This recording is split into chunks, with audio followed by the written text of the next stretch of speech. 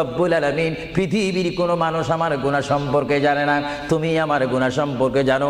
আমি এমন গুনাহ করেছি আমার বিবি জানে না, বিবি গুনাহ করেছে আমি জানি না। আল্লাহ তুমি সব কিচ্ছু জানো, হে আমার প্রভু তুমি আমাকে মাফ করে দাও।